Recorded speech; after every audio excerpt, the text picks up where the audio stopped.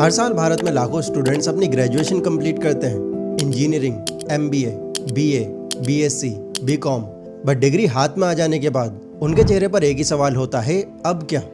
जिंदगी में सर पढ़ते गया, डिग्री लेते गया। मैंने 3 सब्जेक्ट में पोस्ट ग्रेजुएट किया, बीएड किया, सीटेट क्वालिफाइड है, नेट क्वालिफाइड है सर। और सीजीएल मेरा एक ड्रीम जॉब था कि हम एक अच्छा नौकरी पाएंगे, रांची की राजधानी में रहेंगे। मैं अपने दुख और पीड़ा को किसी पर सामना नहीं कर सकता हूँ सर। बहुत संघर्ष से पढ़ा हूँ, ट्यूशन पढ़ा के मैं 2012 से ट्यूशन पढ़ा के अभी तक मैं पढ़ाई किया हूँ और मैं कुछ भी हासिल नहीं कर पाया। इंडिया में लाखों ग्रेजुएट्स और पोस्ट ग्रेजुएट्स एक अलग ही स्ट्रगल से गुजर रहे हैं। सालों की मेहनत, हजारों लाखों की फीस, डिग्री के सर्टिफिकेट्स, बट फिर भी एक अच्छी नौकरी नहीं मिलती। आउटलुक के इस आर्टिकल के मुताबिक भारत में ग्रेजुएट्स का 29.1% हिस्सा अनएम्प्लॉयड है, जबकि इलिटरेट इंडिविजुअल्स का सिर्फ 3.4% है। मतलब जितना ज्यादा लोग एजुकेटेड हैं, उतना ही ज्यादा जॉबलेस हैं। इलेक्शन रैलीज में रोजगार एक सबसे बड़ा मुद्दा होता है। हर गवर्नमेंट नए वादे करती है। हर साल 2 crore jobs, skill India, startup India, रोजगार की पूरी गारंटी। लेकिन ग्राउंड रियलिटी क्या है, ये हम सबको पता है। हर साल लाखों नए ग्रेजुएट्स निकल रहे हैं, पर वैकेंसीज हजारों में भी मुश्किल से बन पा रही हैं। प्राइवेट सेक्टर्स का भी यही हाल है। Low starting salaries, long working hours, no job security और सबसे बड़ी प्रॉब्लम, ग्रोथ का ऑलमोस्ट 0 चांस। एक फ्रेशर कंपनी ज्वाइन करता है 15-20 हजार की सैलरी पर, लेकिन इन्फ्लेशन के हिसाब से उसकी इनकम जिंदगी भर स्टैग्नेंट रहती है। और देखो, बेरोजगारी सिर्फ फाइनेंशियल क्राइसिस नहीं है, ये एक साइकोलॉजिकल क्राइसिस भी है। हर रिजेक्टेड एप्लीकेशन के साथ युवा का सेल्फ कॉन्फिडेंस गिर जाता है। हर एग्जाम फेलियर के साथ एक और सपना टूट जाता है। और कुछ तो एग्जाम से ही परेशान है क्योंकि पेपर पहले ही लीक हो जाते हैं। तो सवाल यह है, अगर जॉब मार्केट इतना सैचुरेटेड है और पॉलिटिकल वादे सिर्फ भाषण तक सीमित है, तो हमें करना क्या चाहिए? क्या हम अपनी पूरी जिंदगी सिर्फ जॉब के इंतजार में निकाल दें? देखो, ये कड़वी सच्चाई है। इंडिया की जॉब मार्केट एक जनरल रेल के डब्बे के जैसी बन गई है, जहाँ कुर्सियां तो कम है बट घुसने वाले बहुत ज्यादा हैं। हर एग्जाम एक लॉटरी बन गया है और हर रिजेक्शन एक नया दर्द।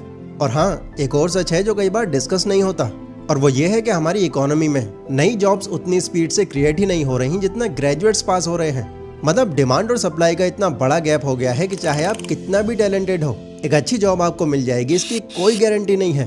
अब यहाँ आकर एक परेशान युवा फाइनली उस फैसले पर पहुंचता है जो उसे पहले ही ले लेना चाहिए था।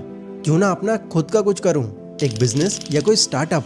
लेकिन यहाँ एक और रियलिटी सामने आती है। जैसे जॉब्स के अंदर भीड़ है, वैसे ही बिजनेस के अंदर भी हर कैटेगरी में भयंकर कंपटीशन है। रेस्टोरेंट खोलने जाओ तो गली में एक नया कैफे खुल जाता है। क्लोथिंग लाइन स्टार्ट करो तो ऑलरेडी हजारों लोग बैठे हुए हैं। और डिजिटल सर्विस में तो एक फ्रीलांसर के सामने 10 फ्रीलांसर खड़े मिल जाते हैं। और इसी वजह से ज्यादातर यूथ बिजनेस के बारे में सोचते तो हैं, पर कोई एक्शन नहीं ले पाते। उन्हें लगता है कि सब कैटेगरी में तो ऑलरेडी कंपटीशन है, मैं शुरू करके करूंगा क्या? और दोस्तों, यही पॉइंट है जहां आज की ये वीडियो इंटरेस्टिंग हो जाती है, क्योंकि आज मैं आपको बताऊंगा 4 ऐसे यूनिक और स्मॉल बिजनेस आइडियाज जो आपने शायद पहले यूट्यूब पर या किसी भी सोशल मीडिया पर डिटेल में नहीं सुने होंगे। बट ये वो आइडियाज हैं जो सिर्फ प्रॉफिटेबल ही नहीं बल्कि पूरी तरह से फ्रेश हैं एंड इनमें अभी भी बहुत ही कम कंपटीशन है। तो चलो वीडियो को शुरू करते हैं और देखते हैं कि वो कौन से यूनिक बिजनेस आइडियाज हैं जो आने वाले टाइम में आपको एक नई डायरेक्शन में ले जा सकते हैं। सो आइडिया नंबर 1, देखो, आज के जमाने में पेरेंटिंग का एक सबसे बड़ा चैलेंज है डाइपर्स। हर जगह जहाँ छोटा बेबी है वहाँ ये प्रॉब्लम रोज होती है। पेरेंट्स को लगता है डिस्पोजेबल डाइपर्स एक कन्वीनियंट ऑप्शन है, यूज करो और फेंक दो, सिंपल। लेकिन असल में इन डिस्पोजेबल डाइपर्स की कुछ डिफरेंट साइड्स भी हैं जिन पर गौर ही नहीं करते हम। सोचो, एक बेबी एक दिन में लगभग 5 से 6 डाइपर्स यूज करता है। मतलब महीने में लगभग 150 से 180 डाइपर्स, और हर डाइपर्स 10 से 20 रुपए का पड़ता है।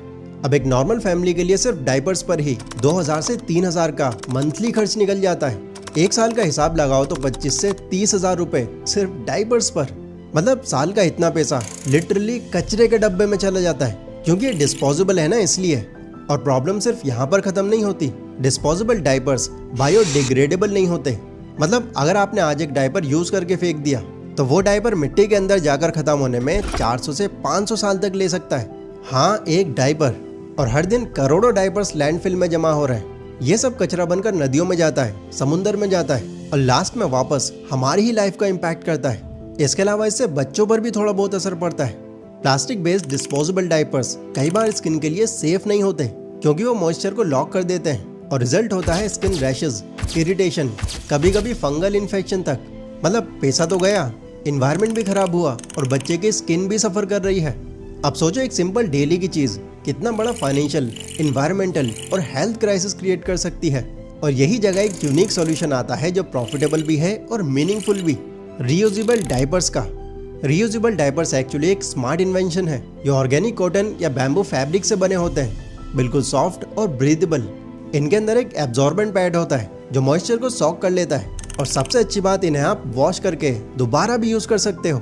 ऑन एन एवरेज एक रीयूजेबल डायपर 200 से 300 वॉशेस तक चल जाता है। मतलब अगर एक पेरेंट एक ही डायपर 600 से 800 रुपए में खरीदता है तो वो डायपर 6 से 8 महीने तक यूज हो सकता है। कंपेयर करो डिस्पोजेबल डायपर से जहां महीने में 2000 रुपए खर्च हो जाते हैं, और यहाँ एक ही बार की इन्वेस्टमेंट है और फिर बचत ही बचत। और वैसे ये सिर्फ बेबीज तक लिमिटेड नहीं है। आज रीयूजेबल सैनिटरी पैड्स और एडल्ट हाइजीन प्रोडक्ट भी काफी डिमांड में चल रहे हैं। अगर बात करो इसके बिजनेस एंगल की तो देखो सिंपल है। अगर आप छोटे लेवल पर शुरू करना चाहते हो तो 1 लाख से भी कम इन्वेस्टमेंट लगेगी और इसे शुरू कर पाओगे आप। आपको चाहिए एक स्टिचिंग सेटअप, थोड़ी ऑर्गेनिक कॉटन या बैम्बू फैब्रिक, और लास्ट में बेसिक टेलरिंग स्किल। एक सिंगल डायपर बनने की कॉस्ट ऑन एन एवरेज 200 से 250 रुपए पड़ती है, और आप उसे 600 से 800 में इजीली सेल कर सकते हो। एक सैनिटरी पैड बनाने की कॉस्ट 50 से 60 रुपए तक हो सकती है, और मार्केट प्राइस उसका 250 से 300 तक जा सकता है। मतलब हर प्रोडक्ट पर 3 से 4 गुना मार्जिन, और डिमांड ऐसी है कि हर घर में कस्टमर बेस रेडी है। मार्केटिंग भी इसकी ज्यादा कॉम्प्लिकेटेड नहीं है।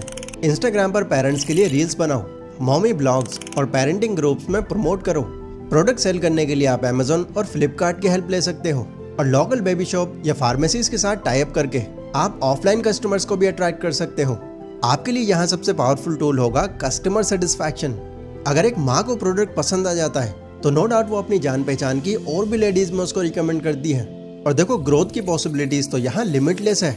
आप रियूजेबल डायपर से शुरू करो, फिर nursing pads, baby wipes, cloth nappies, bibs, menstrual cups, काफी एक्सपेरिमेंट्स कर सकते हो आप। और जैसे जैसे ये अवेयरनेस बढ़ रही है, काफी चांस है कि कई NGOs और यहाँ तक कि गवर्नमेंट स्कीम से भी आपको बिजनेस में सपोर्ट मिल सकता है। मतलब बल्क ऑर्डर्स और सब्सिडीज का भी काफी चांस है इसमें। सो काफी यूनिक बिजनेस आइडिया है, इसको कंसीडर जरूर करना। Number 2 is pet friendly cafe. आज के टाइम में इंडिया में पेट रखना एक ट्रेंड बनता जा रहा है। अगर आप अपने घर के आसपास भी देखोगे तो हर तीसरे घर में आपको एक पेट तो दिख ही जाएगा। और आज वो टाइम नहीं है जब कुत्ते सिर्फ घर की रखवाली करने और बिल्लियां घर में सिर्फ चूहे पकड़ने के लिए पालते थे लोग। आज पेट ओनर्स अपने डॉग्स और कैट्स को एक फैमिली मेंबर की तरह ट्रीट करते हैं। चलो मैं आपको खाना दूंगी। उनके लिए अलग डाइट, अलग बेड, ग्रूमिंग सेशंस और इवन बर्थडे तक सेलिब्रेट होते हैं उनके। ये ट्रेंड इसलिए भी बढ़ रहा है क्योंकि आज की यंग जनरेशन यानी जेनजीज एक उम्र के बाद आकर अपने आप को अकेला फील करने लगते हैं, और पेट्स उनका अकेलापन दूर कर देते हैं। इसीलिए तो आप देख भी रहे होगे मार्केट में pet food brands, grooming salon, pet toys और पेट सर्विसेज कितनी तेजी से ग्रो कर रही हैं। तो क्योंकि लोग अब पेट्स को अपनी फैमिली की तरह ट्रीट करते हैं, तो नेचुरली वो ये भी चाहते हैं कि उनके पेट्स उनके हर एक्सपीरियंस का हिस्सा बन सके। बट चाहकर भी वो ऐसा कर नहीं पाते, बिकॉज कैफेज और रेस्टोरेंट्स में अक्सर पेट्स अलाउ ही नहीं होते। मतलब अगर तुम अपने दोस्त के साथ कॉफी पीने जा रहे हो और तुम्हारे साथ तुम्हारा पेट भी है, तो पहले तुम्हें अपने पेट को घर छोड़कर आना पड़ेगा, तब तुम वहां जा सकते हो। कोई दूसरा ऑप्शन ही नहीं है तुम्हारे पास। बट यहीं से एक यूनिक और डिमांडिंग आइडिया निकलता है, एक पेट फ्रेंडली कैफे का, जहां तुम बैठकर अपने दोस्त के साथ बातें करो और आपका डॉग एक डेडिकेटेड प्ले एरिया में मस्ती कर रहा हो, जहां आपके लिए कॉफी, सैंडविचेस या बेकरी का मेन्यू हो, और तुम्हारे पेट के लिए अलग से biscuits, treats, even sugar free cakes के ऑप्शंस भी अवेलेबल हों। ऐसा कैफे अगर कोई इंसान विजिट कर ले तो फिर वो कैफे उसके लिए सिर्फ एक जगह नहीं, एक एक्सपीरियंस बन जाता है। अच्छा, बिजनेस के एंगल से देखा जाए तो इसका और भी बड़ा स्कोप है, क्योंकि यहाँ आपका पैसा केवल फूड या बेवरेजेस से नहीं बनेगा, बल्कि और भी एक्स्ट्रा रेवेन्यू स्ट्रीम्स होंगे आपके पास, जैसे पेट फूड्स, पेट एक्सेसरीज, टॉयज, ग्रूमिंग सर्विस और इवन पेट बर्थडे पार्टी या अडॉप्शन इवेंट्स। और सबसे बड़ी बात यह है कि ये इस तरह के कैफेज एक कम्युनिटी हब बन जाते हैं। मतलब पेट लवर्स आपस में कनेक्ट करते हैं, वहाँ सोशलाइज होते हैं, जिससे ऐसे कैफेज का कस्टमर बेस ऑटोमेटिकली लॉयल हो जाता है। लागत की अगर मैं बात करूं तो देखो, क्योंकि ये एक कैफे है तो इसके लिए मिनिमम 800 से 900 स्क्वायर फीट इतनी जगह तो चाहिए ही पड़ेगी आपको, क्योंकि इस कैफे में 2 जोन्स होंगे, एक ह्यूमन डाइनिंग एरिया और एक पेट फ्रेंडली एरिया, जिसमें ओपन लॉन या इंडोर प्ले जोन हो सकता है। इसके अलावा कुछ और चीजें भी हैं जिसका पहले ही ध्यान रखना जरूरी है, लाइक फ्लोरिंग ऐसी हो जिसे साफ करना बहुत ईजी हो, और प्ले एरिया में toys, chew items, scratching pots, इस तरह के ऑप्शंस मौजूद होने चाहिए। मतलब हर चीज इस तरह से डिजाइन हो कि ओनर्स और पेट्स दोनों रिलैक्स फील करें। तो सब कुछ मिलाकर अगर मैं आपको एक राउंड फिगर दूं तो लगभग 10 से 15 लाख की इन्वेस्टमेंट तो इसमें होनी ही होनी है। बाकी कम या इससे और ज्यादा इन्वेस्टमेंट आपके एरिया पर डिपेंड करती है। अब असली गेम आता है मार्केटिंग का, और यहाँ सोशल मीडिया आपके लिए एक सबसे बड़ा वेपन होगा। इंस्टाग्राम और फेसबुक पर पेट ओनर्स की कम्युनिटी बहुत स्ट्रॉन्ग है। आप कैफे में पेट्स की क्यूट रील्स, फनी मोमेंट्स और अडॉप्शन इवेंट्स पोस्ट करो, इससे आपको ऑटोमेटिकली ऑर्गेनिक रीच मिलेगी। एंड हैशटैग जैसे कि pet friendly cafe, dogs of daily इसे और वायरल बना सकते हैं। इसके अलावा ऑफलाइन कम्युनिटी बिल्ड करना भी इम्पोर्टेंट है। पेट बर्थडे पार्टीज होस्ट करना, अडॉप्शन ड्राइव्स अरेंज करना या पेट मीटअप्स ऑर्गेनाइज करना, ये सब लोगों को आपके कैफे के साथ इमोशनली कनेक्ट कर देगा। तो कुल मिलाकर दोस्तों, एक पेट फ्रेंडली कैफे लोगों के लिए एक कैफे से ज्यादा एक लाइफस्टाइल एक्सपीरियंस होगा। और आप अगर इसे बिजनेस की नजर से देखो तो ये एक ऐसी इंडस्ट्री है जो अभी बिल्कुल शुरुआती स्टेज पर है।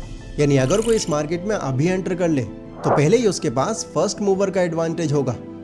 Business idea number 3, elderly compassion. India में एक ऐसी चीज है जो साइलेंटली काफी ग्रो कर रही है एंड लोग इसके बारे में बात ही नहीं कर रहे, और वो है न्यूक्लियर फैमिलीज। न्यूक्लियर फैमिलीज मतलब जिस फैमिली में सिर्फ हस्बैंड, वाइफ और उनके बच्चे हों, बिना बड़े बूढ़ों के।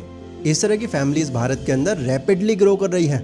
इनफैक्ट बिजनेस लाइन के इस आर्टिकल के according 50% of Indian families nuclear families के अंडर ही आती हैं। इसका मेन रीजन ये है कि बहुत सारे लोग पढ़ाई या फिर काम करने के लिए बाहर निकल जाते हैं एंड एक बार काम सेटल होने पर वहीं शिफ्ट हो जाते हैं। अब हो क्या रहा है, न्यूक्लियर फैमिलीज बढ़ने की वजह से कई बूढ़े पेरेंट्स और एल्डर्स अक्सर घर में अकेला फील करते हैं। वो घर में बेसिक चीजों के लिए भी डिपेंडेंट हो जाते हैं। कभी डॉक्टर के पास ले जाना हो, कभी बैंक का काम करवाना हो, कभी सिर्फ कोई साथ बैठकर बात करने वाला हो, कोई ना कोई तो उनको चाहिए ही होता है। आप ये मान लो, ये सिंपल नीड आज एक मेजर गैप बन गया है, और यही गैप फिल करता है एक unique business idea, elderly compassion. सोचा आप एक ऐसी सर्विस लॉन्च करते हो जहां आपके ट्रेंड स्टाफ ऐसे बूढ़े लोगों के लिए अवेलेबल होते हैं। कोई उनके डॉक्टर विजिट में उनका साथ देता है, कोई उनके बैंक का काम या बिल पेमेंट मैनेज करता है, कोई उनके साथ वॉक पर जाता है या घर में बात करने के लिए कंपनी देता है, या कोई अगर उन्हें जरूरत हो तो मेडिसिन ला कर देता है। सोचो अगर आप एक ऐसी सर्विस लेकर के आते हो तो आप एक बहुत बड़े कस्टमर बेस के लिए एक इमोशनल सिस्टम सपोर्ट खड़ा कर रहे हो, क्योंकि एल्डर लोगों का सबसे बड़ा इशू ही होता है लॉनलीनेस और डिपेंडेंसी। एंड जब उन्हें एक रिलायबल कॉम्पेनियन मिलता है जो उनके लिए छोटी बड़ी चीजें मैनेज करता है, तो इससे उनकी लाइफ क्वालिटी वे बेटर हो जाती है। बिजनेस एंगल से देखो तो इसका भी स्कोप काफी मैसिव है। इंडिया की एल्डरली पॉपुलेशन हर साल बढ़ रही है। इनफैक्ट कुछ रिपोर्ट्स की माने तो साल 2050 तक पूरे भारत में एल्डर पॉपुलेशन 346 मिलियन का नंबर क्रॉस कर सकती है। मतलब डिमांड तो यहाँ आपकी कभी रुकने ही नहीं वाली, और सेटल हुए लोग इस चीज के लिए पे करने को रेडी भी हो जाते हैं, क्योंकि उन्हें मालूम है कि वो खुद फिजिकल प्रेजेंस नहीं दे सकते, पर अपने पेरेंट्स के लिए वो बेस्ट केयर चाहते हैं। एक अच्छी बात यहाँ पर यह भी है कि इसमें इन्वेस्टमेंट बहुत ज्यादा नहीं होगी आपकी। ट्रेंड स्टाफ और एक बेसिक बुकिंग सिस्टम, कोई ऐप या फोन लाइन चाहिए। आप चाहो तो पहले 4-5 स्टाफ के साथ स्टार्ट करके बाद में ग्रेजुअली स्केल कर सकते हो। बाकी मार्केटिंग स्ट्रेटेजी भी यहाँ एकदम सिंपल है। आप रेजिडेंशियल कॉलोनीज और सीनियर सिटीजन सोसाइटीज के साथ टाई अप कर सकते हो, क्लिनिक्स और डॉक्टर्स के साथ रेफरल्स करके कोलैब कर सकते हो, और सबसे इफेक्टिव सोशल मीडिया पर एनआरआई और वर्किंग प्रोफेशनल को टारगेट करते हुए अलग अलग ऐड के साथ कैंपेन चला सकते हो। ये उन लोगों को काफी जल्दी अट्रैक्ट करेगा जो एक्चुअल में अपने पेरेंट्स की केयर चाहते हैं। अब फाइनली बात करते हैं इसके रेवेन्यू मॉडल की। तो यहाँ आप ये देखो कई तरीकों से कर सकते हो। पहला है आर्ली रेट्स, जहाँ आप पर विजिट या पर टास्क पर चार्ज कर सकते हो।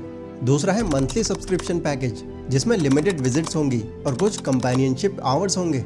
बाकी आप एक्स्ट्रा सर्विस भी ऑफर कर सकते हो, जिसमें कोई सामान या मेडिसिन लाना या फेस्टिवल में उनके साथ सेलिब्रेट करना होगा।